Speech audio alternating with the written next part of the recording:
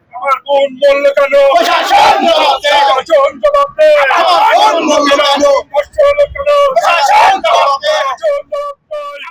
খুন ও ধর্ষণের সাথে জড়িতদের আগামী 1 মাসের মধ্যে সুস্থ তদন্তের মাধ্যমে ফাঁসির রায় কার্যকর করতে হবে। তা না হলে দাসুরিয়া ইউনিয়নের জনগণকে সঙ্গে নিয়ে কঠোরতম প্রতিবাদ গড়ে তোলা হবে মন্তব্য করেছেন রাজশাহী বিশ্ববিদ্যালয়ের সাবেক ছাত্রনেতা, ঈশ্বরদী উপজেলার সাবেক সাধারণ সম্পাদক ও দাসুরিয়া ইউপির সাবেক চেয়ারম্যান শরীফুল ইসলাম তুহিন। দাদিকে হত্যা ও নাতনিকে ধর্ষণের পর হত্যার বিচারের দাবি ও আসামি শরীফের ফাঁসি দাবি করে সোমবার বিকালে দাসুরিয়া ইউনিয়নবাসীর উদ্যোগে এ মানববন্ধন অনুষ্ঠিত হয়। উক্ত মানববন্ধনে আরও বক্তব্য দেন দাসুরিয়া ইউনিয়ন বিএনপি সভাপতি আব্দুস সামাদ সুলভ মালিথা। এ সময় মানববন্ধনে আরও উপস্থিত ছিলেন দাসুরিয়া ইউনিয়ন বিএনপির সাবেক যুগ্ম আহ্বায়ক সানাউল্লাহ মেম্বার, সাধারণ সম্পাদক নাজমুল হাসান মুকুল, দাসুরিয়া ইউনিয়ন যুবদলের আহ্বায়ক সাইফুল ইসলাম ডালিকি, সদস্য সচিব বিপুল মোল্লা, ঈশ্বরদী উপজেলা যুবদলের যুগ্ম সাধারণ সম্পাদক খন্দকার হেদায়েতুল ইসলাম অনিক, পাবনা জেলা যুবদলের সাবেক স্বাস্থ্য বিষয়ক সম্পাদক আনোয়ার হোসেন বাচ্চু, জেলা যুবদলের সাবেক সদস্য শরীফুল ইসলাম শরীফ সহ স্থানীয় বিএনপি ও অঙ্গ সহযোগী সংগঠনের নেতাকর্মীরা।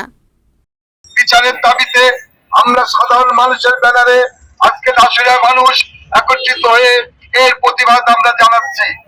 আমরা প্রতিবাদ জানাচ্ছি এই অঞ্চলে যারা এই নৃশংস কাজটি করেছে তার বিরুদ্ধে সাধারণ মানুষের সত্যি কেউ ঘরে ফিরবে না। কারণ আমাদের দেশের এই মা বোনের নিশ্চয়তা আমরা অবশ্যই দিতে চাই এবং এই নৃশংস হত্যার বিচার হওয়া না পর্যন্ত আমরা আমাদের সামাজিক আন্দোলন আমরা গড়ে তুলতে চাই।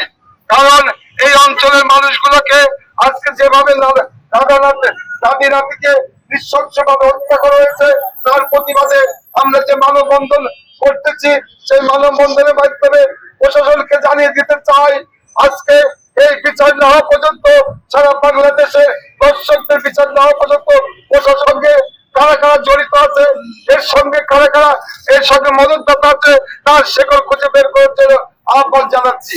এবং এই ফাঁসির আসামি এই এই দর্শকের ফাঁসি দেওয়া পর্যন্ত আইন শৃঙ্খলা বাহিনীকে বলবো তাদের যেন সম্পূর্ণ এই পরিবারকে যেন অবশ্যই নিশ্চয়তা দেওয়া হয়, তাদের উপর যেন কেউ জুলুম নির্যাতন না তিনি যে কাজটি করেছে তাকে অবশ্যই ফাঁসির আওতায় আনতে হবে, সঠিক বিচার করতে হবে।